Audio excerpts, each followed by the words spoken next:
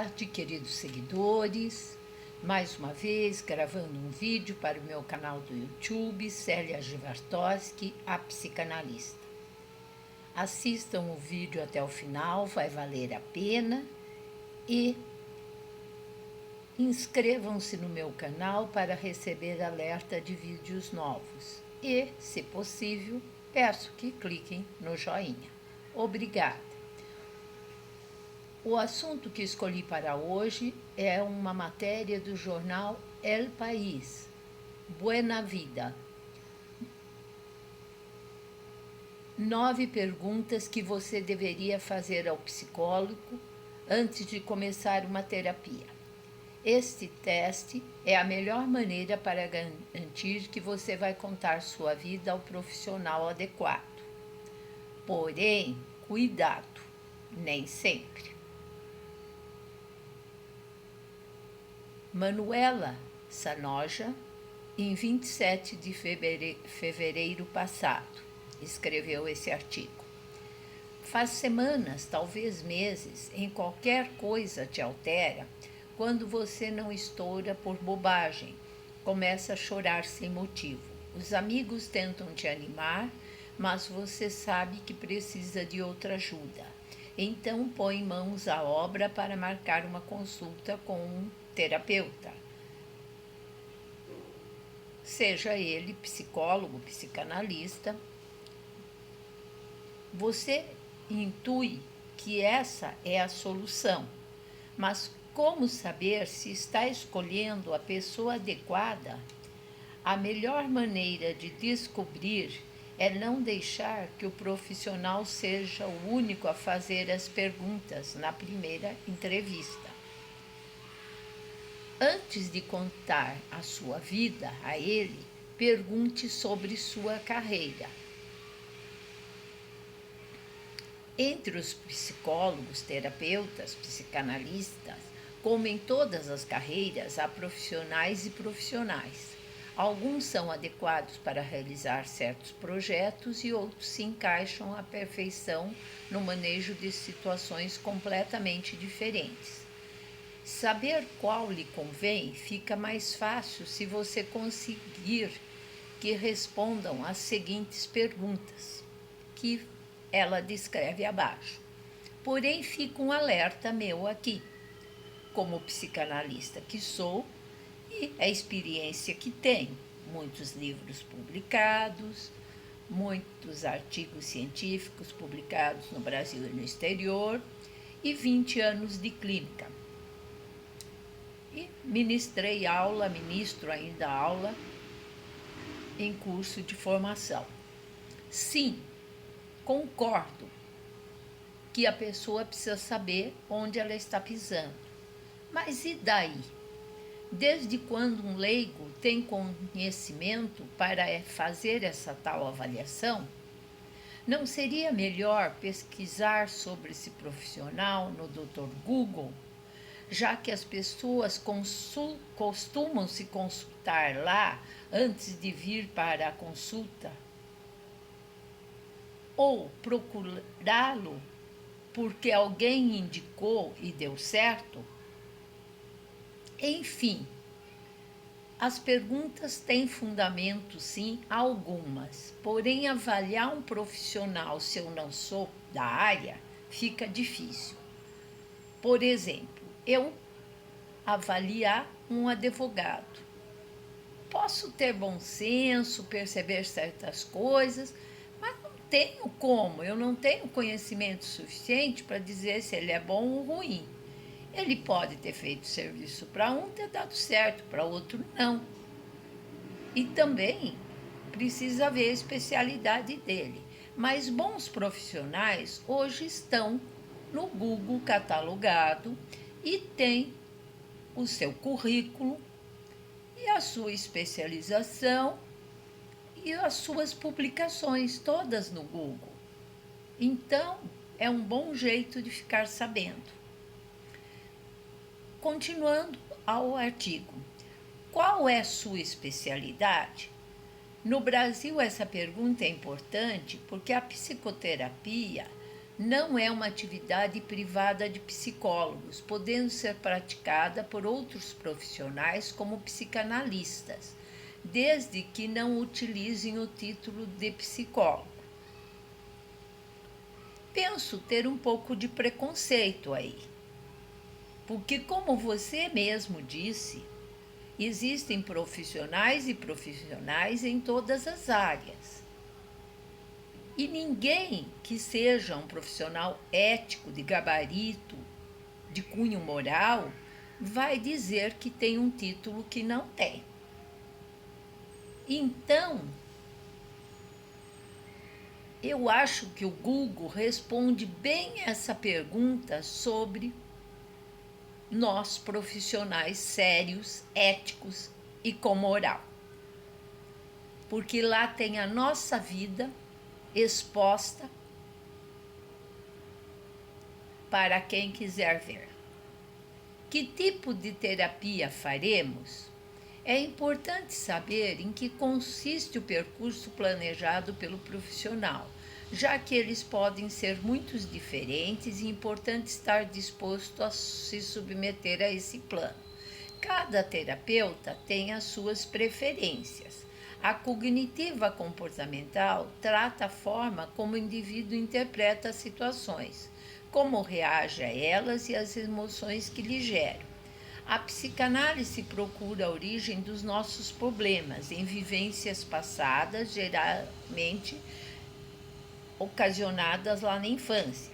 O enfoque sistêmico trabalha na posição que determinadas posições ocupam na sua vida, diz a doutora em psicologia Silvia Álava. A abordagem escolhida pelo especialista dependerá da escola de que provenha e do tipo de problema que lhe apresentamos. Embora ele não tenha completamente claro o que acontece depois de uma primeira sessão, o profissional desenvolverá uma hipótese de trabalho em que escolherá o tipo de terapia, continua a especialista. Porém, cada ser humano é único, é ímpar. Portanto, o que pode ser bom para um, pode não ser para outro. Todas as escolas de psicanálise, de psicologia,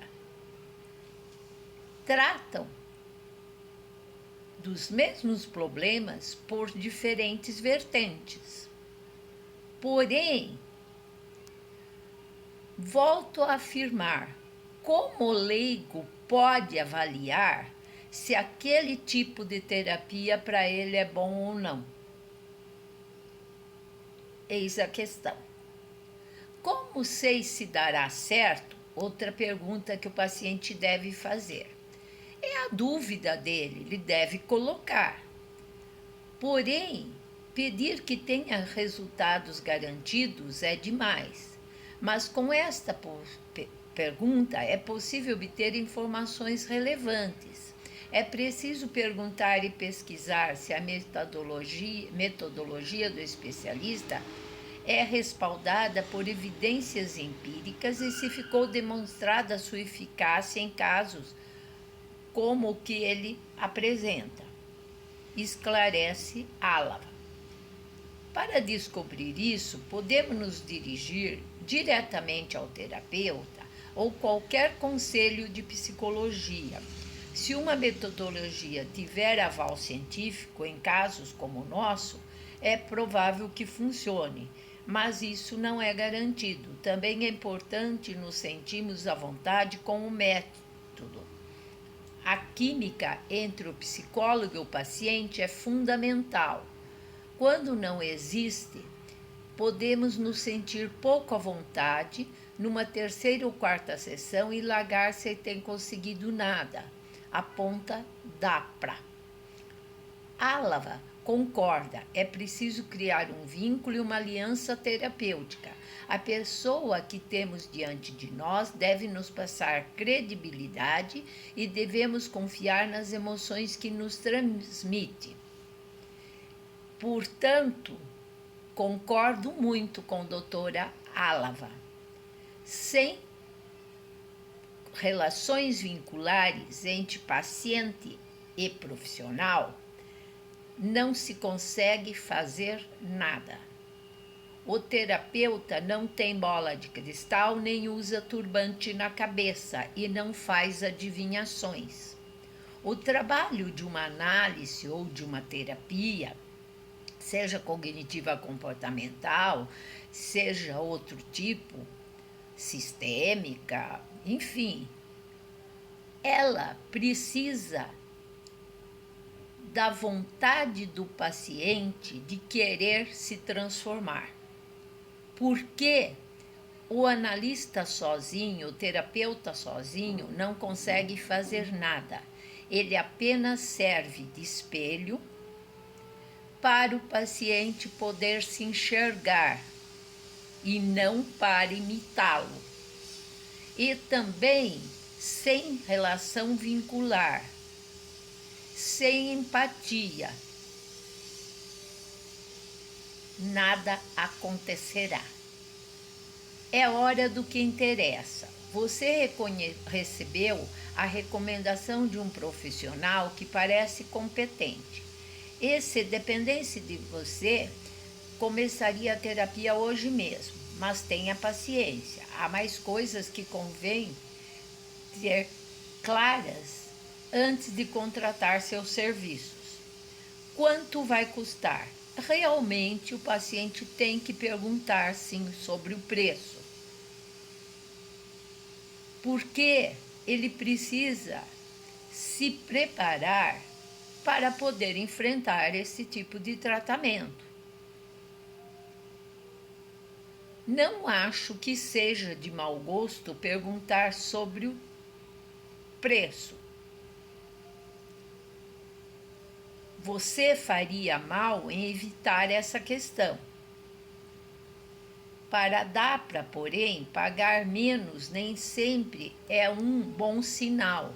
Quem cobra pouco é porque não tem pacientes e usa o preço como chamariz, ou porque se valoriza pouco profissionalmente. Também há profissionais que oferecem a primeira sessão gratuita, mas é uma forma de atrair clientes, um chamarisco. Não compre gato por lebre. O bom profissional, ele não faz a primeira sessão, a entrevista de graça, porque a entrevista é a que mais trabalho nos dá, mais nos desgasta e onde montamos um esquema de trabalho a ser desenvolvido naquele caso. E caso haja necessidade de fazer recomendação de outro profissional no caso, também devemos fazê-lo nessa sessão. Ah, mas e se eu não puder pagar? Há centros que trabalham com fundações ou estão integrados a mestrados que são mais baratos e às vezes até gratuito. E cada vez mais os governantes devem pensar que a população está com muito problema emocional e pensar em colocar no Serviço Municipal de Saúde, no serviço do SUS, enfim, cada vez mais atendimento terapêutico. Outra pergunta sugerida no artigo: quanto tempo durará o tratamento? Não hesite em fazer essa pergunta, mas leve em conta que respondê-la é difícil, até para um profissional preparado. Depende de muitas variáveis. A principal é que estejamos envolvidos na terapia. O psicólogo dará as ferramentas técnicas e estratégias com as quais resolver o problema, mas é o paciente que deve fazer o trabalho, ele consigo mesmo. Também depende do tipo de diagnóstico, não é o mesmo um transtorno de ansiedade que tem um tratamento mais curto, em 3 a 6 meses em média, que uma da personalidade, um transtorno de personalidade, que exige ferramentas para toda a vida. Mais clara está a durações das sessões, normalmente em 50 minutos. E se eu precisar de meditação, o habitual é que a psicoterapia baste, diz a especialista. Mas certas pessoas que podem precisar de psicofármacos. Nesses casos, o especialista recomendará a visita a um psiquiatra, porque os terapeutas, seja ele psicólogo, psicanalista, eles não podem fazer a prescrição de remédios e nem deve fazê-lo.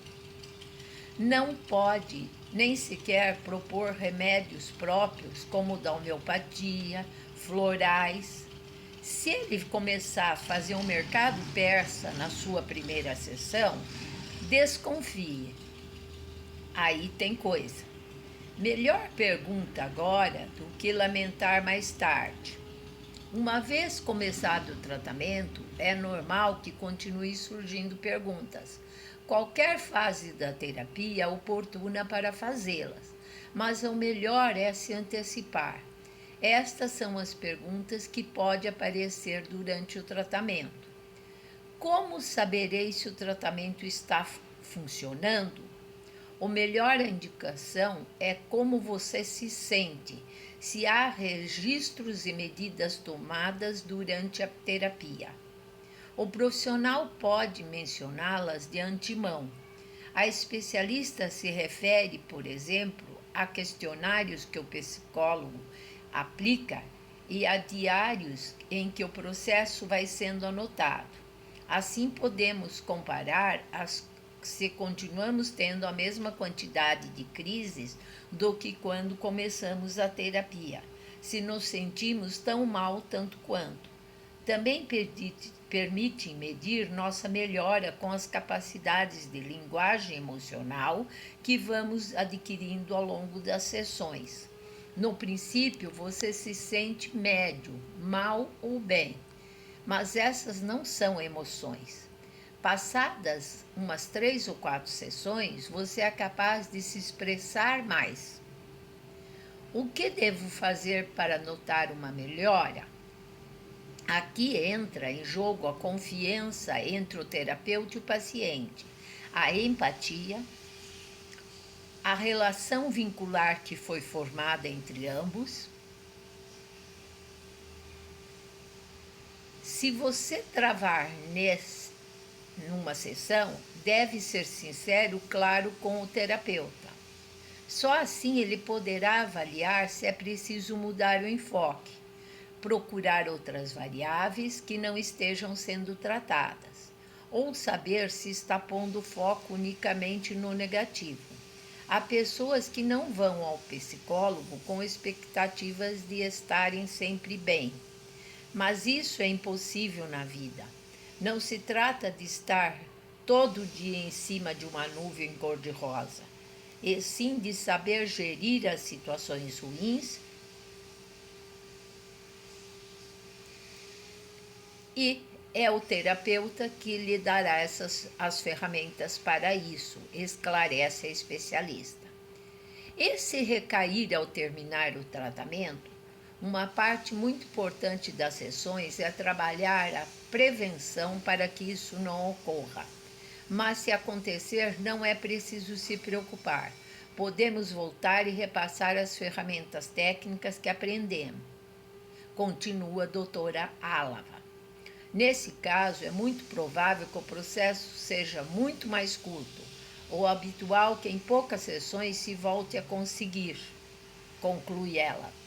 Eu, pela minha experiência, digo sempre para o paciente, tem casos que eu faço um desmame, vou abrindo as sessões, em outros podemos parar mesmo, sinto isso pela prática, porém, digo sempre ao paciente, se tiver alguma recaída de sintoma, de sensação, de sentimento, me procure.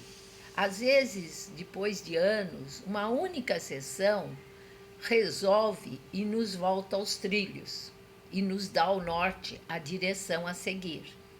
Portanto, não queira ser super-herói e resolver sozinho. Você não tem a formação para isso. Nós, terapeutas, estudamos muito para ter essa informação.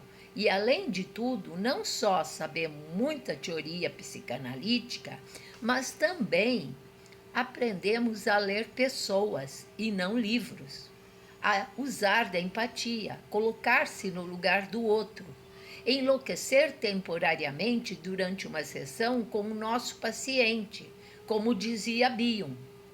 Portanto, algumas perguntas concordo que são pertinentes, mas outras o leigo não tem condições de avaliar. Veja se houve empatia, se confia e siga em frente. Dará certo. Este é o primeiro ponto para que tudo tenha bom resultado. Obrigada.